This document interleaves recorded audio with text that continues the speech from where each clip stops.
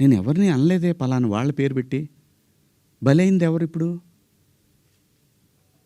ప్రజల చేతిలో బలైంది ఎవరు? నాకేంటమ్మా, నాకేంటి అనసూయ గారు, మిమ్మల్ని ఎందుకంటాను నేను? అసలు మీరెందుకు వచ్చారు దీంట్లోకి? నేను మిమ్మల్ని ఏమన్నా అన్నానండి?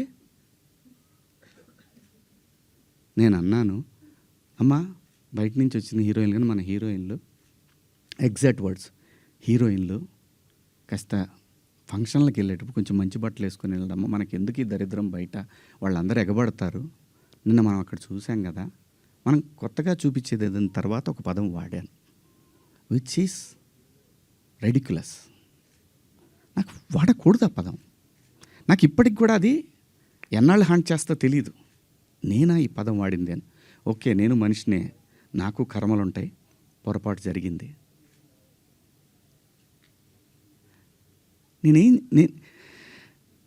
నా బాధ అంతా ఏంటంటే, నా వైఫ్ నా పిల్లలతోటి కరెక్ట్గా మాట్లాడలేకపోతున్నాను నేను. అది నా మిస్. వాళ్ళు నన్ను కన్సోల్ చేస్తున్నారు, వెళ్ళండి అని అంటున్నారు. అంటే ఎవరికో అయిందని కాదు, శివాజీ ఇలా మాట్లాడ్డే అని ఆ వైఫ్ని ఎవరన్నా అడుగుతారేమో అనే బాధ తప్ప నేను దేనికి భయపడేవాడిని కాదండి. తప్పు చేసినప్పుడు క్షమాపణ చెప్పడానికి కూడా ఒక క్షణం కూడా మనలో మనం కూర్చొని ఒక మాట అడిగితే సింపుల్గా, అమ్మ నన్ను క్షమించండి, నా వల్ల ఈ 2 పదాలు దొరికినాయి అని చెప్పేదానికి దాన్ని చాలా దూరం సాగదీశారు. పర్వాలేదండి, మేము పట్టడానికి ఉన్నాం, పడతాం. సమాజంలో ఎప్పుడైనా సరే ఇలా జరిగినప్పుడు నేను మాట్లాడతానండి, నేను ఖచ్చితంగా మాట్లాడతానండి. నేను ఏ తండ్రి వదిలేస్తారండి పిల్లల్ని? ఇంకొక పదం,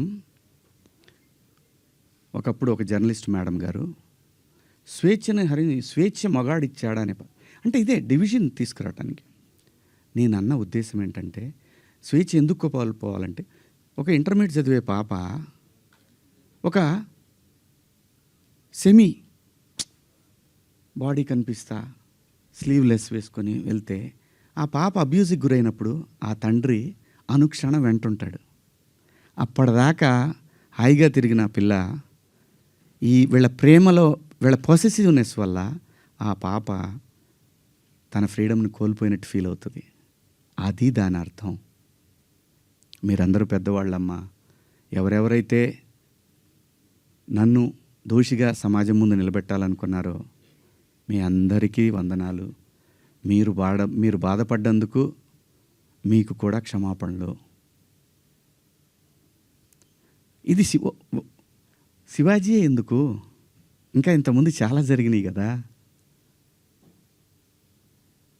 వాళ్ళని అడగరే? నేను చెప్పింది ఏంటి? మనకెందుకమ్మా? సమాజంలో ఏ తప్పు జరిగినా అందరూ వేళ్ళన్నీ సినిమా ఇండస్ట్రీ వైపు వస్తున్నాయి.